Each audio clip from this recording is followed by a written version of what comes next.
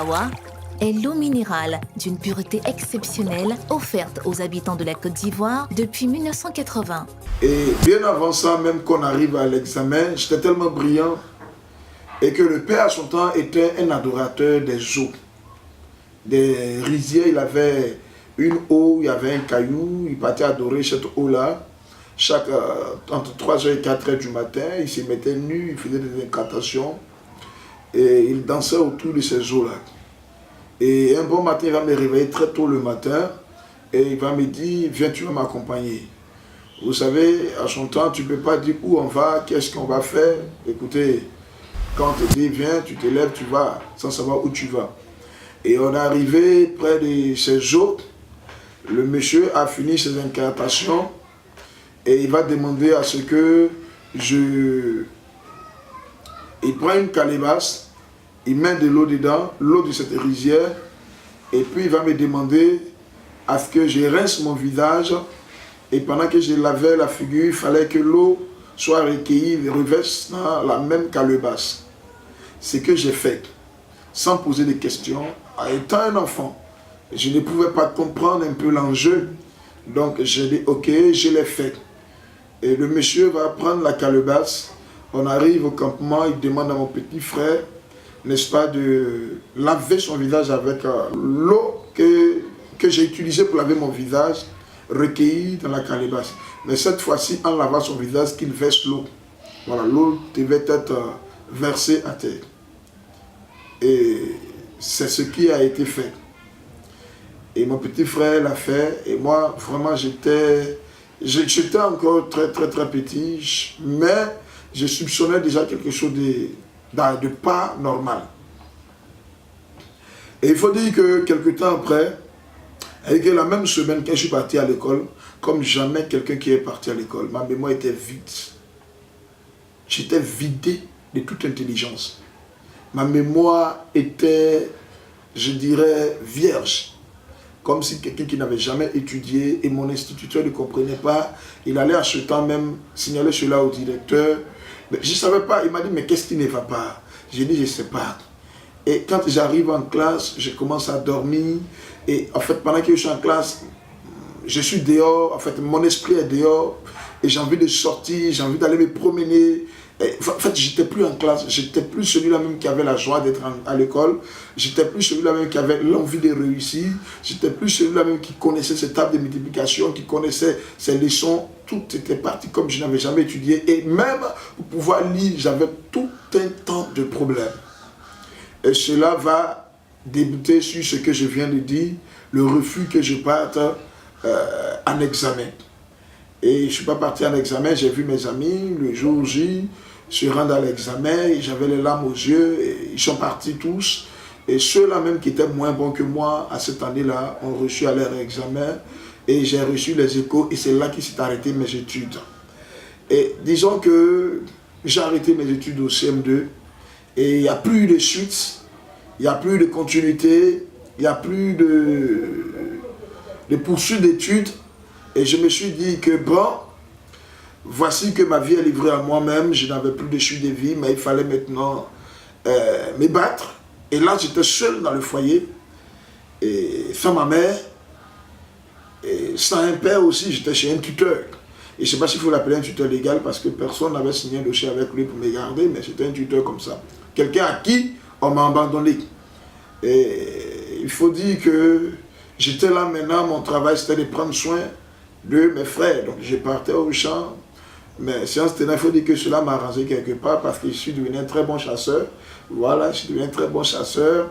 Je savais tendre les pièges pour attraper les animaux. Voilà ce à quoi ma vie avait été vouée. Voilà, voici la destinée que quelqu'un m'avait forgée. Et Dieu faisant, ma mère a eu 3 enfants dans ses mésententes avant qu'elle ne parte. Elle a eu 3 enfants avec ce dernier, 3 garçons également. Après mon petit frère, il y a eu un second. Après le second, il y a eu un 3e. Voilà, et c'est comme ça que j'ai arrêté la vie ensemble. Ma mère est partie, moi je suis resté dans le foyer et j'ai commencé à vivre la colère du monsieur, et le mépris et toutes sortes de difficultés. Donc les matins, je me réveille, je suis dans la forêt en train d'échaffer. Et ou bien en train d'étendre les pièges, et je m'attrapais beaucoup des gibiers, voilà, les animaux, et je nourrissais en fait la famille, j'étais l'homme en second, et étant plus petit, mais j'apportais quelque chose dans la maison, et ce qui apportait vraiment la joie, la gaieté dans la maison. Il faut dire que quelques années après, je me suis renseigné, savoir où était ma mère, et on m'a dit que ma mère était à Divo, et elle vendait des poissons fumés. Alors donc, qu'est-ce que je vais faire? J'ai commencé à prendre les animaux au piège. Et il y avait une dame qui quittait Abidjan. Et pour aller payer les animaux là-bas, elle faisait la vente des animaux. J'ai tout fait pour prendre contact avec la dame, pour signer un contrat avec elle, pour dire que désormais, elle allait acheter mes animaux que j'allais attraper ou bien avoir par la chasse. Et on s'est mis d'accord, on a fait les prix des biches, des antilopes, et puis des hérissons, agoutis et autres. Et c'est ainsi que Dieu faisant, quand Dieu a sa main sur toi, comme il a dit à la personne de Jérémie, je t'avais mis à part, je t'avais consacré depuis le sein de ta mère. Et je comprends que le Seigneur l'avait fait. Les réalités ne peuvent pas effacer la vérité de Dieu sur ta vie. Quand Dieu a prévu quelque chose pour toi, tout peut t'arriver sauf la mort. Et le Seigneur a permis que tout m'arrive sauf la mort. Malgré les difficultés, je vivais, je prenais des risques. J'étais livré à moi-même dans la forêt. Par moments, j'ai rencontré des serpents, des animaux féroces. Mais Dieu avait sa main sur moi parce qu'il m'avait mis à part pour quelque chose de bon, quelque chose de grand.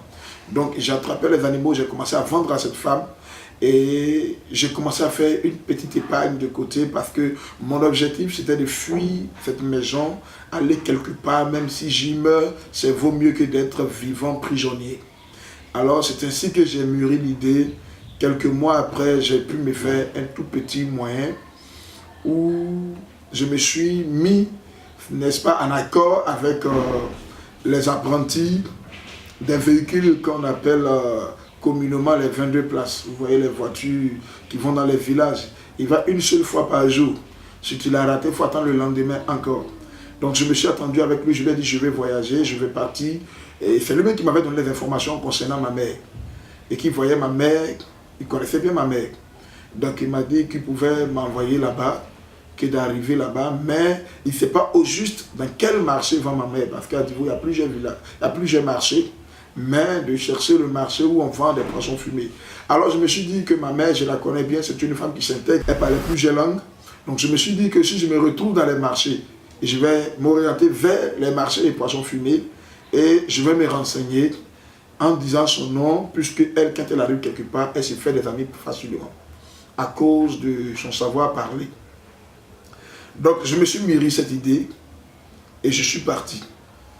J'ai quitté le campement, j'ai porté les habits de brousse et dans mon sac j'ai mis mes habits de rechange. Et j'ai pris quelque part, j'ai mis au moins 2-3 km et puis j'attendais le véhicule. Et quand le véhicule est arrivé, l'apprenti avait déjà réservé une place pour moi. Et donc quand il est arrivé à mon niveau, je suis sorti devant la voiture, j'ai arrêté, c'est arrêté. Je suis monté sans, c'est ma première fois de voyager. Je ne savais pas où je partais. Mais le jeune était la seule personne qui connaissait ma destination. Tout le reste était entre les mains de Dieu. Et vous voyez, en quittant la zone de Tchoko, vous passez par Djitri, par la côtière, vous rentrez par Djitri, la voie non bitumée. Et de Djitri, vous sortez sur Divo, au carrefour de Divo. Arrivé au carrefour de Divo, et avant d'arriver même de prendre le goudron, entre Tougako, pour pouvoir, là où se trouve le lycée municipal, pour pouvoir entrer, prendre le carrefour et rentrer dans la ville. Et après le lycée municipal, juste en prenant le goudron, où se trouvent les séries, je vais découvrir mon petit frère. Parce que quand mon petit frère a eu son examen, quelques temps après, quand il a eu son examen, ma mère a demandé à ce qu'il vienne à Divo. Voilà. Donc il est venu à Divo, mais moi personnellement, je ne savais pas. Vous comprenez, une femme qui n'a pas qui laisse son fils, son propre fils, qu'elle a enfanté, qu'elle a porté 9 mois. Elle le laisse à quelqu'un qui n'est pas son père. Et je ne sais pas quel deal ils ont eu, franchement. Je ne sais pas. Moi, personnellement, je ne sais pas. Et jusqu'à aujourd'hui, je me pose la question. Je lui ai posé la question de son vivant. Elle ne m'a jamais répondu parce que moi, je pense qu'il y a eu un deal. Et elle prend le fils en question, qui est chez son papa. Elle enlève chez son papa. Elle demande à ce que l'enfant vienne en vacances chez elle. Et s'il faut même, l'enfant allait fréquenter à niveau. Mais moi, elle ne fait aucun cas. Moi, je reste chez ce monsieur qui n'est pas mon père. Pendant ce temps, elle connaît la violence de cet homme. Mais je savais que, je me suis dit, peut-être ça n'engage que moi. Peut-être qu'il y a eu un deal, j'avais été vendu, là, je ne sais pas. Et donc, moi, j'ai fui. Donc, en rentrant à Divo, je vais apercevoir mon petit frère. Et là, j'ai demandé à l'apprenti, je l'ai signalé, arrête-toi, j'ai vu mon petit frère, je vais descendre. Donc, c'est ainsi que je suis descendu du véhicule. Et mon petit frère était surpris de me voir. Et on va retrouver maman au marché. Je vous assure que l'étonnement était très grand. Elle était surprise de voir le fils abandonné, oublié, revenir et retrouver ses pistes. Elle m'a posé la question, mais comment est-ce que tu as fait pour me retrouver? Je lui ai dit, je me suis renseigné. Et je suis venu dire, mais qui t'a donné les renseignements? Il dit, ça n'a pas d'importance. Il faut dire que j'avais gros sur le cœur. Et pour être honnête, j'avais la haine de ma mère. J'avais une très grande haine pour elle. Voilà, une très grande haine. Et ma haine était de telle sorte qu'il fallait la faire souffrir. La faire payer ce qu'elle m'a fait vivre. Voilà. Une mère, chez moi, j'ai vu des enfants avec leurs mères. J'ai vu les enfants grandir dans des foyers. Et les campements où j'étais, et je voyais des enfants avec les mamans. Et j'avais envie d'avoir un maman, j'avais envie d'avoir un papa. Et imaginez-vous, je n'avais pas reçu l'amour. Mais tenez-vous bien, quand il y avait les choses qui n'allaient pas entre le père et la mère, le père s'est trouvé une autre femme. Et avec cette femme, il a eu des enfants. Et vous imaginez une femme qui est à la maison, qui n'est pas ta mère, et qui a des enfants. Elle me voyait comme un danger pour ses enfants. Mais il faut dire que j'ai grandi dans un esprit de violence.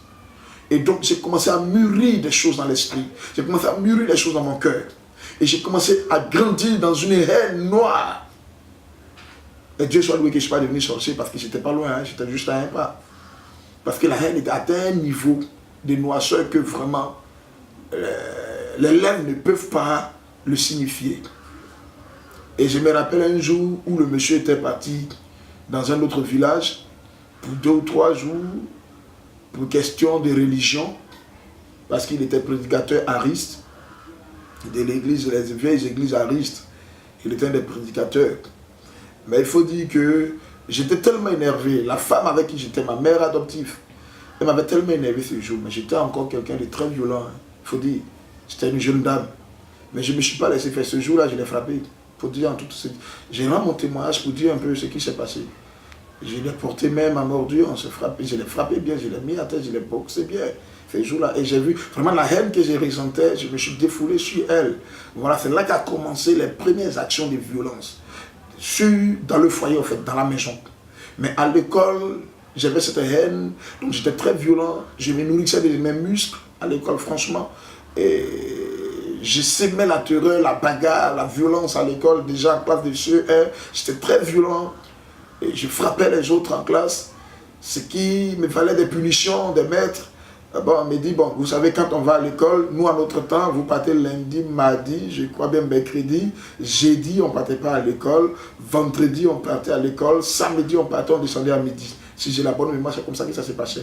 Et donc, moi, on me punissait tous les jours, et à midi, mes amis s'en vont à la maison, et moi, je devais remplir 2 barriques d'eau avec un seau. Et je partais à des kilomètres pour aller puiser l'eau dans un campement pour venir verser dans le village. Dans des puits pour venir verser. J'ai rempli 2 barriques. Jusqu'à la fin de remplir les 2 barriques, souvent il est 18 heures. Et 18 heures, les maîtres aussi n'étaient pas souples avec moi, vous comprenez? Je n'avais pas de souplesse. À la maison, il y avait une violence. Quand j'arrive à l'école, j'étais nourri par la violence. Et j'arrivais en retard à l'école. Le maître me tabassait parce qu'il me disait que, il me dit, chaque fois que tu vas arriver en retard, si tu as fait 1 minute de retard, tu auras un coup. Tu as fait 2 minutes, tu auras 2 coups. Si tu as fait 10 minutes, tu auras 10 coups. Et effectivement, il a exécuté cela. J'étais frappé à l'école. On me frappait. Et donc, tu vois, j'étais pétri de douleur, de toutes parts.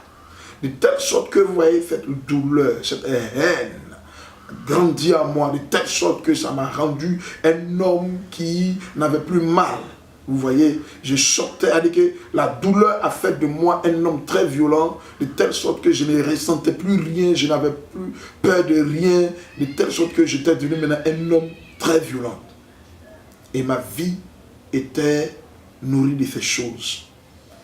Et alors, Dieu m'a fait cette grâce. J'ai retrouvé ma mère. Doux, absorbant, résistant, exigez toujours Lotus le vrai.